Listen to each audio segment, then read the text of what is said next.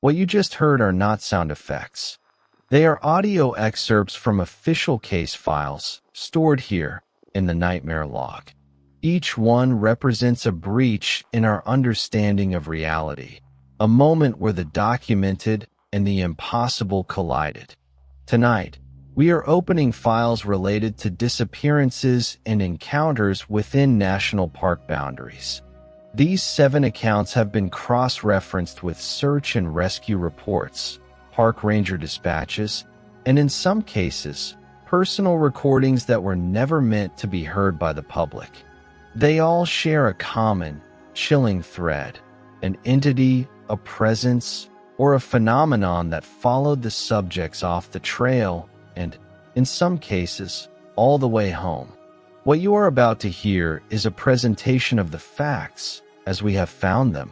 Before we begin, ensure you are subscribed to the Nightmare Log and have notifications activated. The entities documented in these files are known to exhibit a persistent, predatory awareness. What we uncover here is not for the faint of heart, and you won't want to miss what we discover next. Our first case file comes from the vast, silent expanse of the North Woods. Case file NML 291, The Thing That Whistled Back. On the morning of October 12, 2018, experienced hiker and ornithologist Dr. Eris Thorne, 42, embarked on a 3-day solo trek into a remote section of the Adirondack Park. His purpose was to document the migratory patterns of Bicknell's thrush.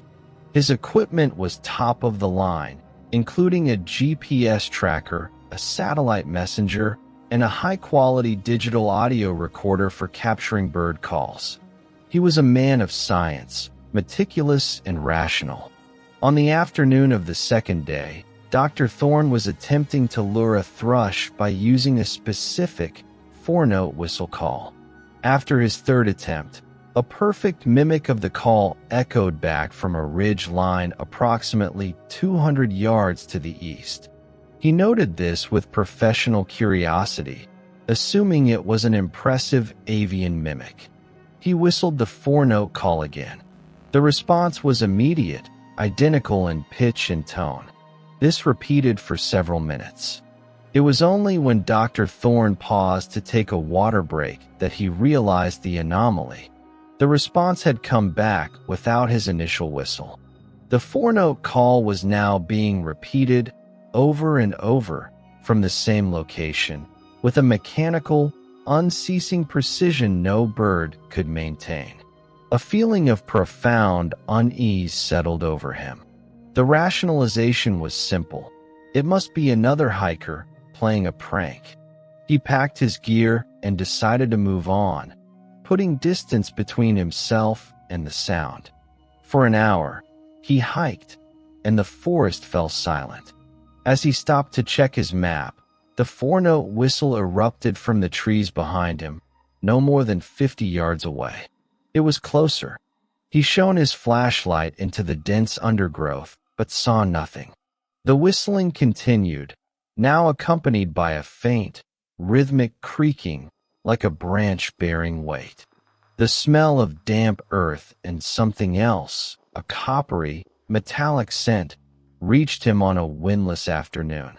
He began to move faster, his scientific mind now fully overridden by a primal urge to flee. He ran for what felt like an hour, his heart hammering against his ribs. The whistling had stopped. He leaned against a thick pine tree, gasping for air, convinced he had outrun it. As his breathing slowed, he heard a new sound directly above him. A soft, wet drip, drip, drip onto the shoulder of his jacket. He slowly reached a finger to touch the spot. It was warm and sticky. He looked at his finger. It was dark with blood. His gaze traveled upward. Wedged in the crook of a branch 30 feet above him was the mangled, partially eviscerated carcass of a white-tailed deer.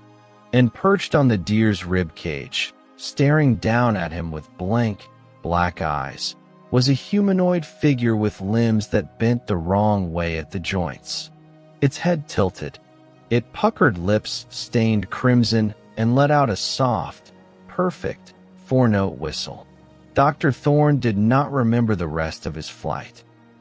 He was found 12 hours later by a park ranger, stumbling along a fire road miles from his intended route. He was hypothermic, dehydrated, and in a state of severe shock.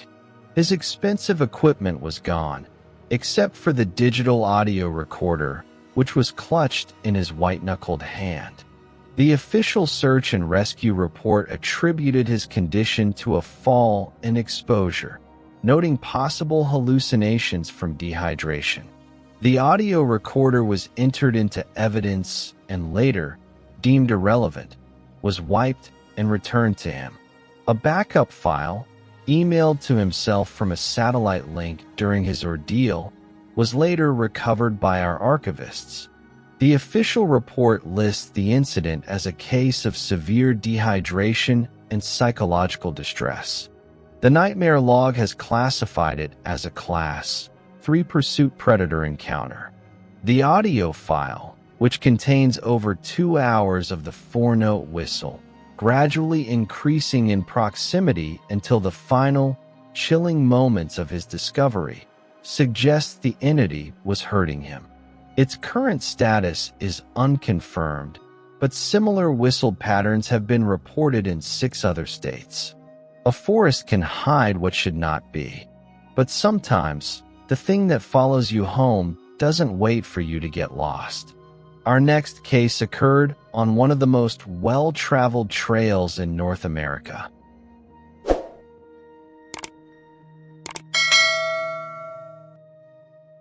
Case file NML 308, The Third Hiker, June 5, 2021. The Appalachian Trail in Shenandoah National Park.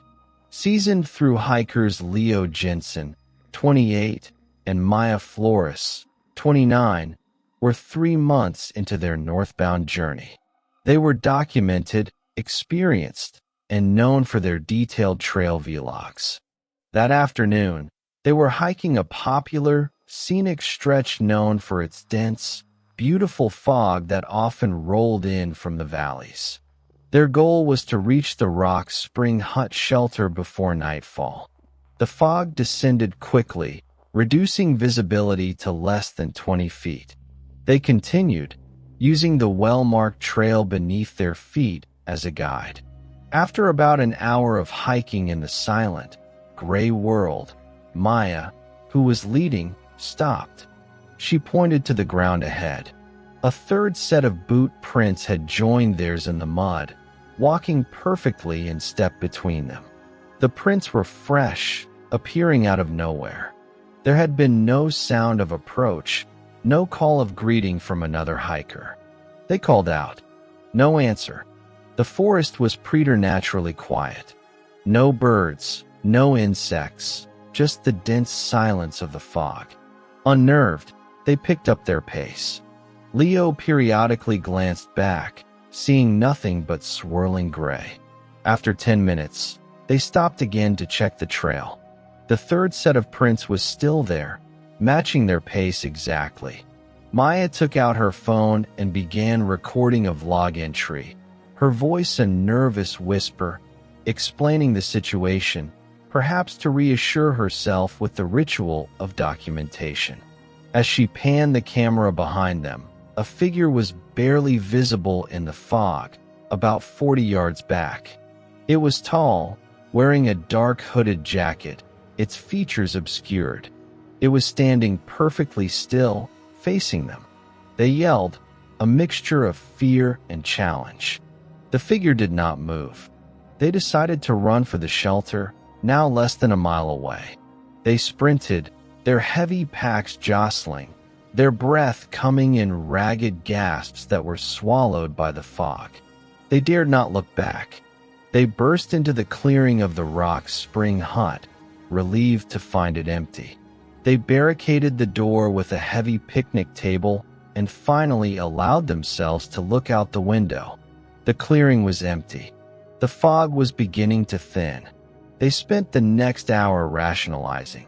It was just another hiker, maybe hard of hearing, perhaps as scared as they were. It was then that Leo reviewed the video Maya had taken. As she had panned the camera, the figure was there. And in the 2 frames after she panned away, before the video cut off, the figure was no longer 40 yards back. It was directly behind Leo, its hooded head leaning over his shoulder, its face a blur of absolute blackness within the hood. It was close enough to touch him. They stayed barricaded in the shelter until park rangers arrived the next morning. They showed the rangers the video. The official incident report notes their distress, but attributes the 3rd figure to a trick of the light and condensation on the camera lens, a common phenomenon in heavy fog. The hikers cut their journey short and went home. For 3 weeks, nothing happened. Then, the photos began to appear in their social media feeds.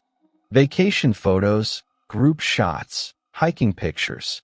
In the background of many of them, often blurred, always at the edge of a crowd or deep in the trees behind them, was a tall figure in a dark hooded jacket.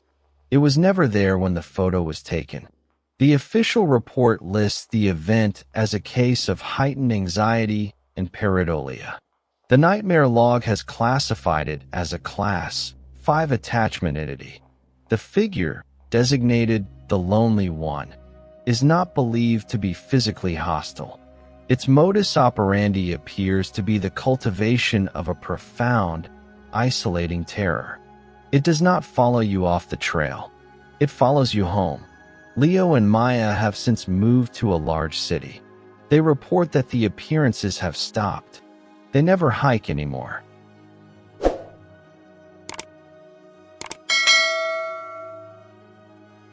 The entities documented in the log are not confined to the deep wilderness. They can find you on the outskirts of civilization, in places where the border between the wild and the tame is at its thinnest. Our next case file comes from the high desert. Case file NML 332, The Dust Walker. On May 18, 2019, siblings Eli and Chloe Vance, aged 24 and 22 respectively, set out for an overnight camping trip in the canyonlands of Utah.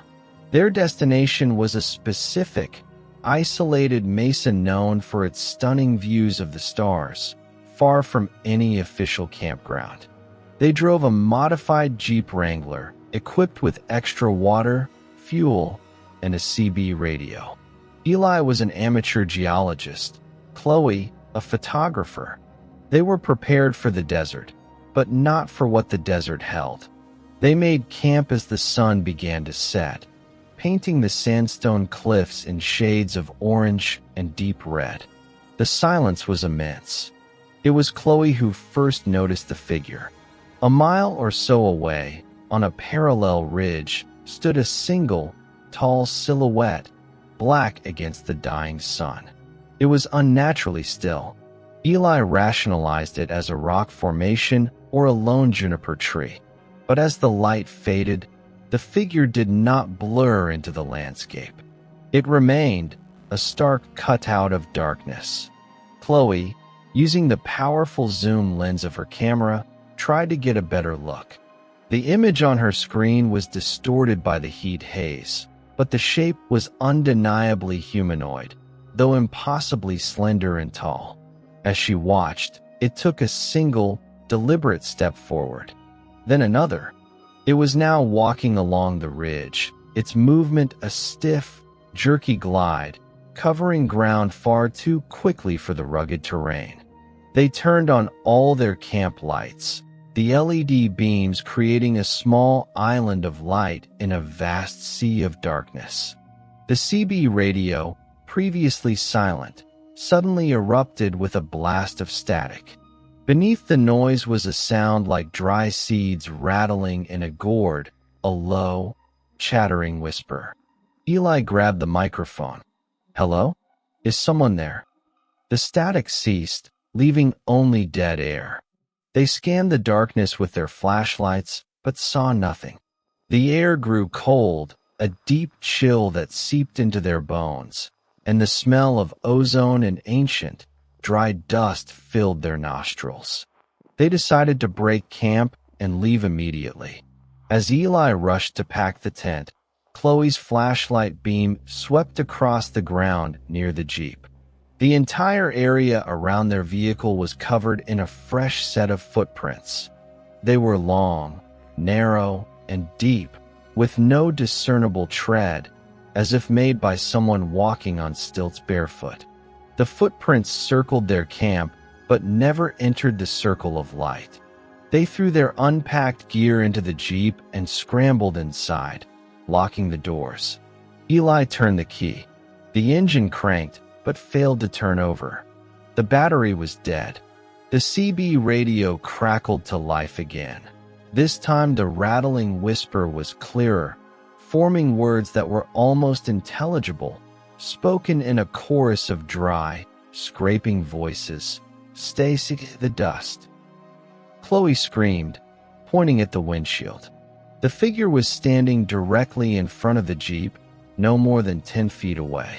It was over 7 feet tall, its body a collection of sharp, thin angles wrapped in what looked like tattered, ancient burial shrouds coated in dust. Its face was a featureless stretch of taut, leathery skin, save for a single, vertical slit where a mouth should be. From the slit, a fine, gray dust trickled out, falling silently to the ground. In a final act of desperation, Eli tried the ignition again. The engine roared to life. He slammed the Jeep into reverse, spinning the vehicle around and speeding off across the desert floor, not following a road, simply fleeing. They drove for an hour until they found a park ranger patrol. Their story was met with skepticism. The official report suggests they experienced a combination of carbon monoxide poisoning from a faulty heater and a typical desert mirage phenomenon. Their dead battery was attributed to a loose terminal cable. The photographs on Chloe's camera were found to be corrupted and unrecoverable. The official report lists the event as a misadventure due to inexperience. The Nightmare Log has classified it as an encounter with a geomantic entity, designated the Dust Walker. It is believed to be an elemental consciousness, a manifestation of the desert's ancient, predatory hunger. The Vance siblings sold their Jeep. Eli no longer studies geology. Chloe's photographs, when reviewed by our audiovisual specialists, were not entirely corrupted. One image, a blur of motion and darkness, contains a spectral analysis that matches the vocal patterns of the whispered CB transmission. The entity remains bound to its territory. We do not believe it can follow you home. It simply waits for the next visitors.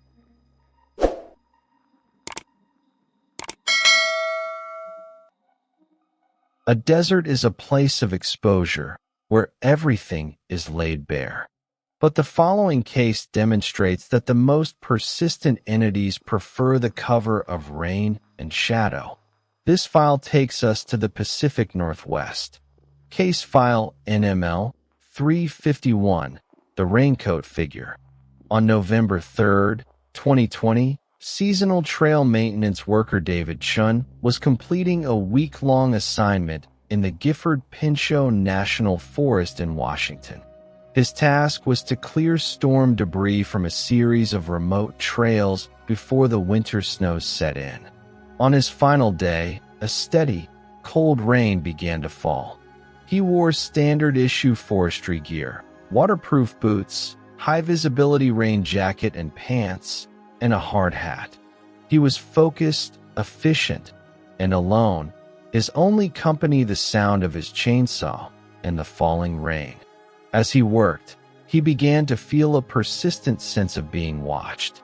He dismissed it as the solitude playing tricks on his mind. It was when he stopped for a lunch break under a dense fir tree that he saw it.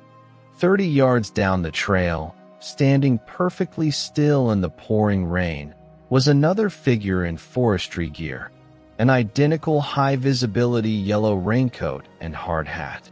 David gave a friendly wave, assuming it was a ranger doing a final check. The figure did not wave back. It simply stood there, its face obscured by the shadow of its hard hat and the sheen of rain on its coat. David called out a greeting. No response. Annoyed, and now slightly unsettled, David returned to his work, keeping one eye on the figure. It never moved. For the next 2 hours, as David worked his way down the trail, the figure was always there. When he moved 100 yards, the figure would be standing a fixed 30 yards away. If he turned a corner, the figure would be around the next bend, waiting. It was a silent, stationary sentinel. David tried to approach it twice. Both times, as he closed the distance to within 20 yards, the figure would simply step backwards into the thick wall of ferns and Douglas firs and vanish. A moment later, David would see it again, back down the trail, watching. The rain intensified, and a thick fog began to creep between the trees. David's radio, which had been silent all day, suddenly crackled. His own voice, strained and terrified, whispered a single sentence. "Why are you wearing my face?" David dropped his radio in shock. He looked up, his heart hammering. The figure was no longer 30 yards away. It was now standing just 10 feet from him, at the very edge of the tree line. The rain had plastered its yellow raincoat to its body, revealing a form that was all wrong. Too thin, with limbs that were too long. It took a single step forward into the clearing. As it did, it slowly raised its head. The shadow from the hard hat lifted. Beneath it was David's own face, pale and terrified, his eyes wide with a horror he himself was feeling. The face on the figure then contorted into a wide, unnatural smile, an expression David knew he had never made in his life. David fled. He abandoned his expensive equipment and ran the 4 miles back to his truck through the slick, muddy trails. He did not look back. He reported the incident to his supervisor, who filed a report citing extreme fatigue and possible hypothermia. David was given a week of paid leave. He thought it was over. But a week later, while taking out his trash at dusk, he saw it. At the edge of the woods behind his suburban home, standing under a street lamp in the pouring rain, was the figure in the yellow raincoat. It was watching his house. It has been seen 13 times since, always in the rain, always at a distance. David has installed blindingly bright security lights. They have not deterred it. The official report lists the event as a work-related stress incident. The nightmare log has classified it as a Class 8 doppelganger manifestation. This entity does not merely follow its subject. It engages in a prolonged campaign of psychological mimicry and territorial intrusion. Its end goal is unknown. David Chun has moved twice. The figure has found him each time. It is the opinion of this archive that the entity is not physical in a conventional sense. It is a parasitic thought form, a tulpa made of fear and rain, and it will persist as long as its host retains the memory of its smile.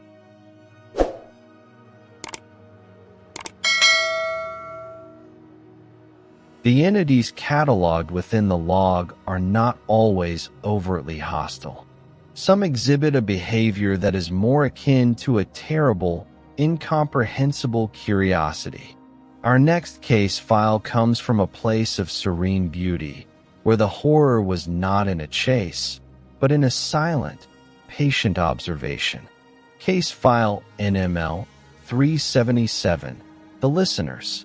On July 22, 2022, wildlife biologist Maria Flores and her research assistant, Ben Carter, were conducting a 3-week field study on amphibian populations in the Great Smoky Mountains National Park.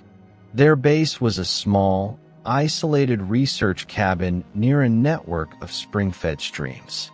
Their work was quiet, methodical, and involved long hours of sitting in silence, recording the sounds of the forest.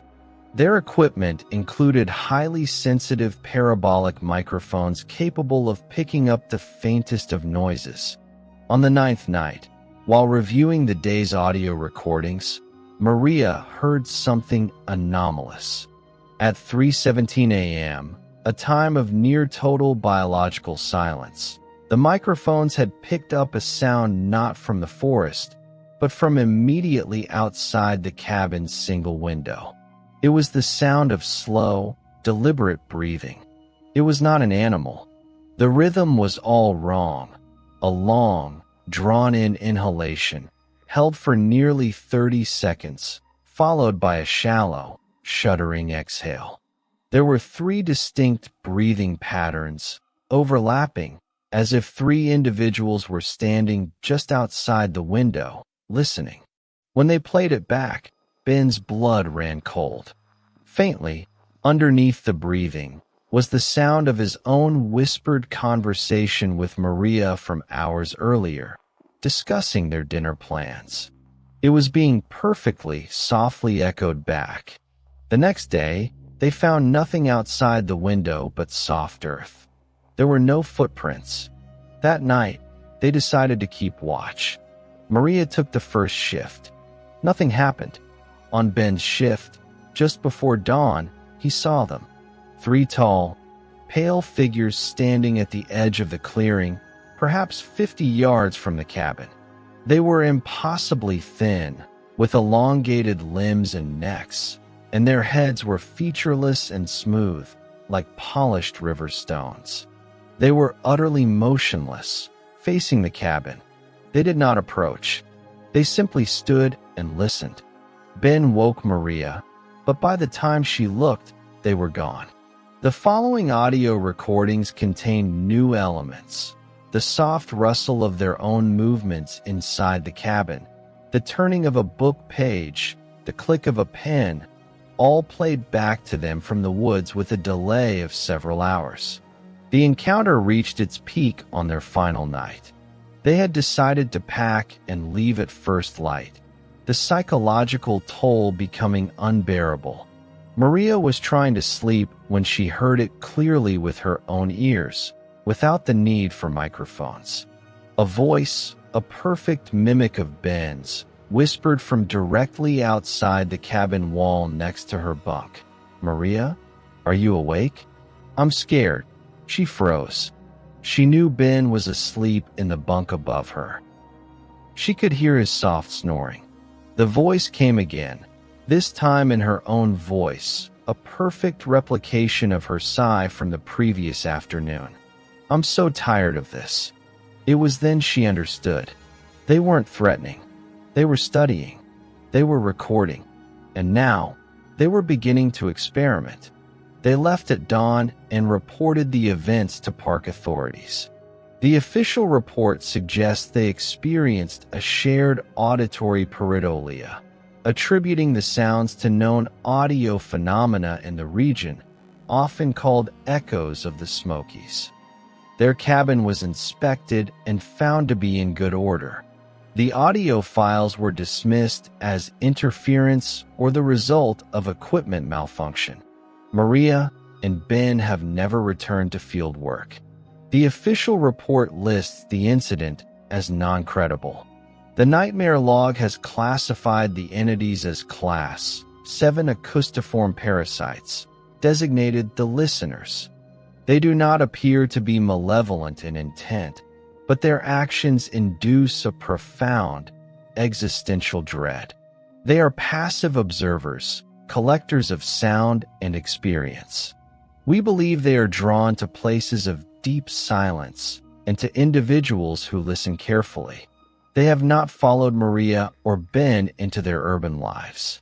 It is the opinion of this archive that they remain in their territory, waiting for new subjects to study, adding new sounds to their invisible, terrible collection.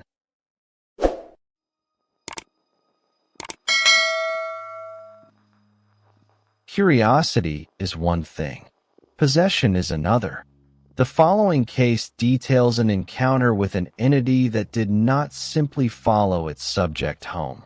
It sought to become him. This file takes us to the boreal forests of Canada. Case file NML 402. The Fetch.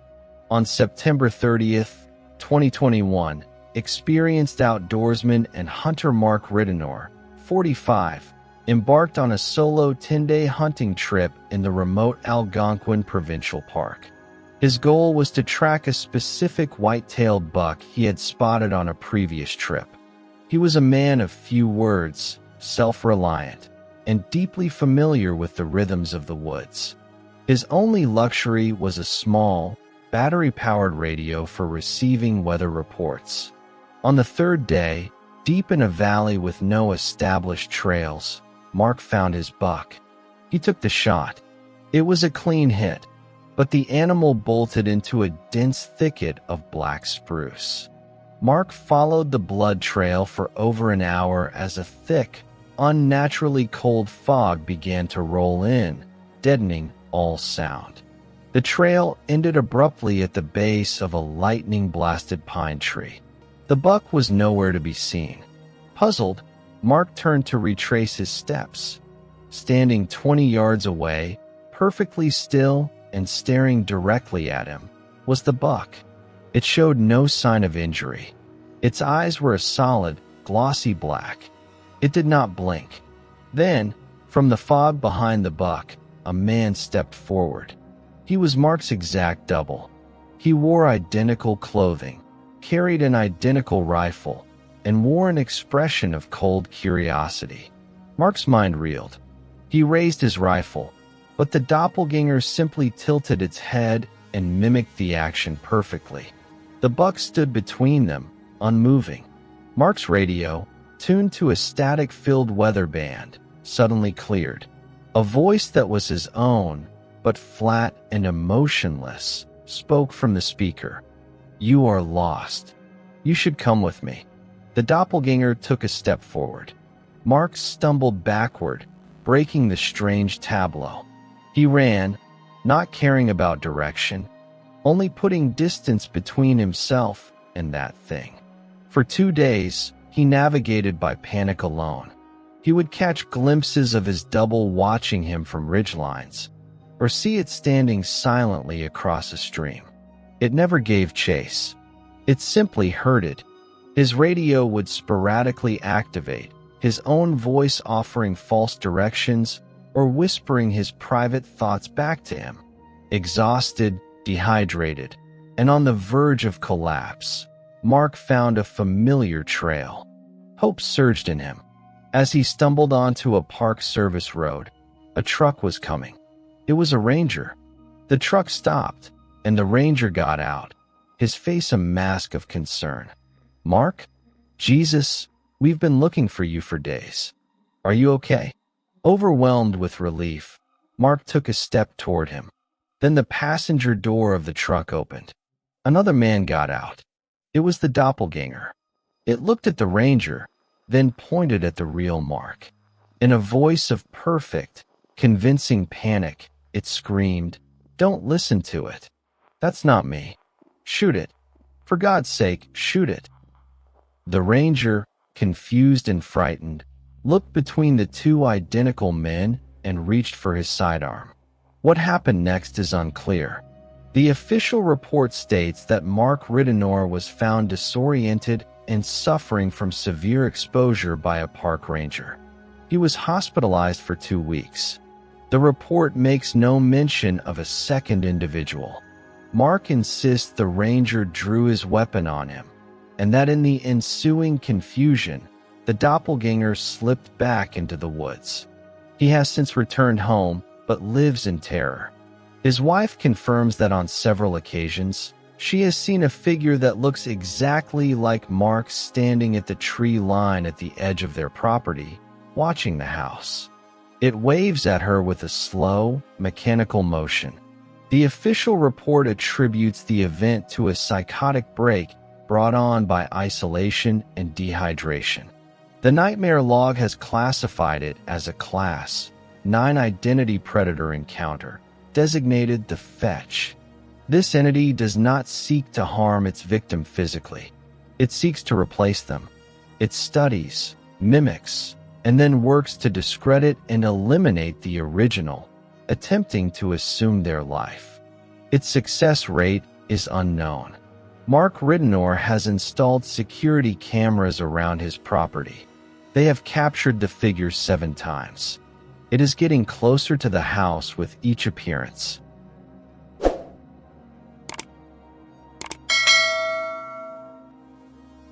The previous cases detail entities that follow, that watch, that mimic. They are violations of personal safety and sanity. But the final file we are opening tonight is different. It is not the story of something that followed a hiker off the trail. It is the story of a hiker who brought something back with him that should have been left buried. This is the most disturbing entry in this log, for it suggests that the most effective vector for the paranormal is not a place, but a person. This is case file NML 451, The Carrier. In August of 2023, a team of 6 graduate students from Penn State University embarked on a caving and geological survey expedition in the deep Appalachian wilderness of West Virginia. The team leader was James Corbin, a 26-year-old doctoral candidate in geology, brilliant, charismatic, and fiercely protective of his team.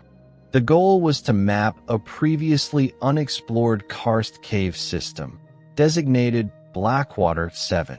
The team was equipped with climbing gear, LiDAR scanners, and satellite communication equipment. They were the picture of modern scientific exploration.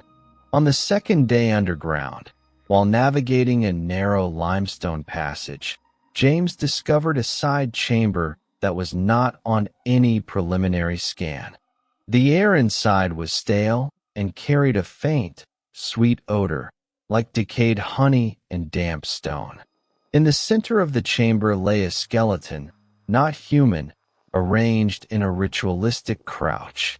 Its bones were fused and twisted into impossible shapes, and its skull was elongated, with a pronounced, sharpened mandible.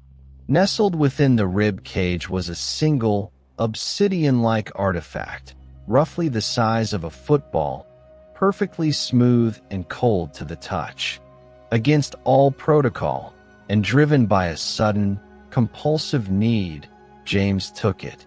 He slipped the artifact into his pack, telling no one. He later rationalized it as a significant archaeological find.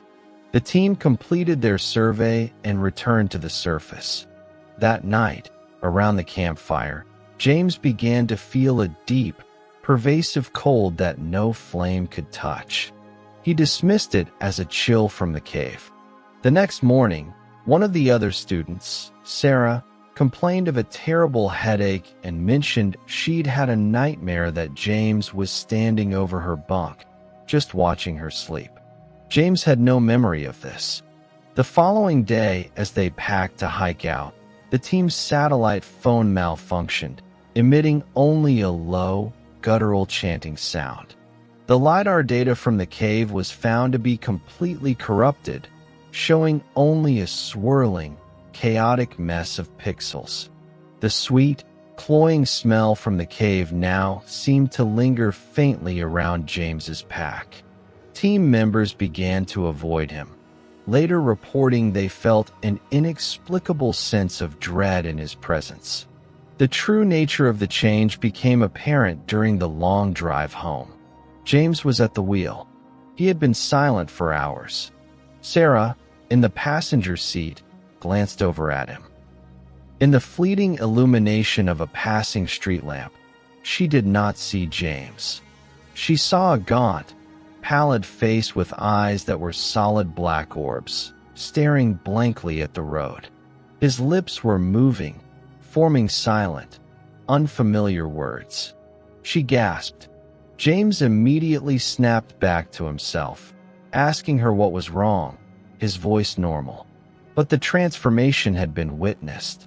Later, when they stopped for gas, another team member saw James standing behind the vehicle, not pumping gas, but simply holding his hands over the exhaust pipe as the hot fumes washed over him, a look of ecstasy on his face. He was inhaling deeply. The team returned to campus. Within a week, the group was fractured. 2 members dropped out of the program. Sarah developed a psychosomatic rash that doctors could not explain. The official university report on the expedition was scrubbed, citing technical failures and personality conflicts as the reason for its termination. James Corbin, however, seemed fine. Better than fine. He was more focused, his work more brilliant than ever. But his personality had subtly shifted. He became colder, more detached. He moved into an isolated off-campus apartment.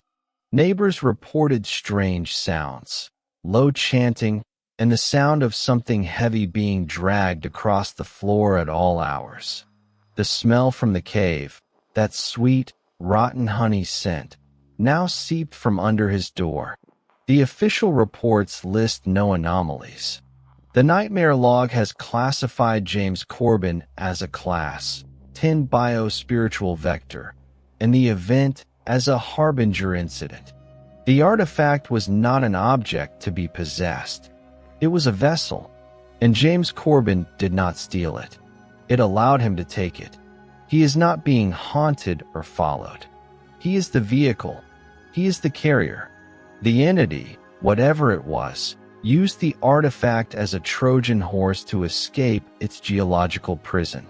It is now incubating within him, using his body and his life as a host, adapting to our world. James Corbin is patient zero. The infection is not viral or bacterial. It is mimetic, ideological, spiritual. It spreads through fear, through doubt, through the subtle erosion of sanity in those around him. He is the thing that followed him off the trail. He is now the trail, and we are monitoring his movements very, very closely. These 7 cases from the log, the Whistler, the third hiker, the dust walker, the raincoat figure, the listeners, the fetch, and the carrier, demonstrate a terrifying and consistent truth.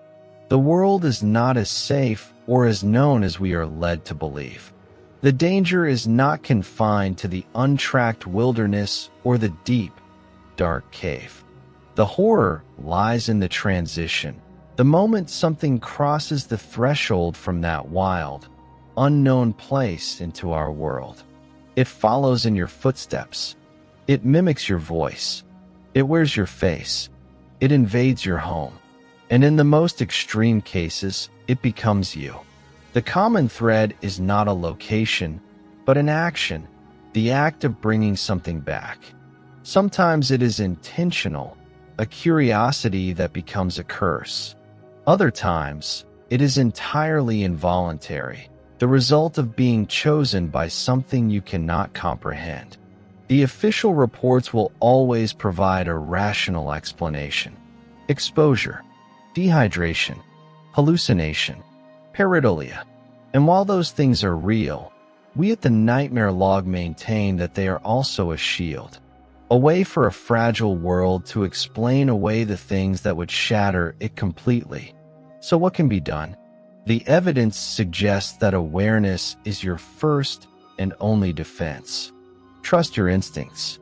If something feels wrong, if a trail seems to bend in ways it shouldn't, if the silence feels like it's listening back, retreat. Do not investigate. Do not rationalize. Turn back. The most dangerous monsters are not the ones that chase you. They are the ones that convince you they aren't there until it is far, far too late. Believe survivors when they speak of these experiences. Their trauma is the evidence. Their stories are the warning.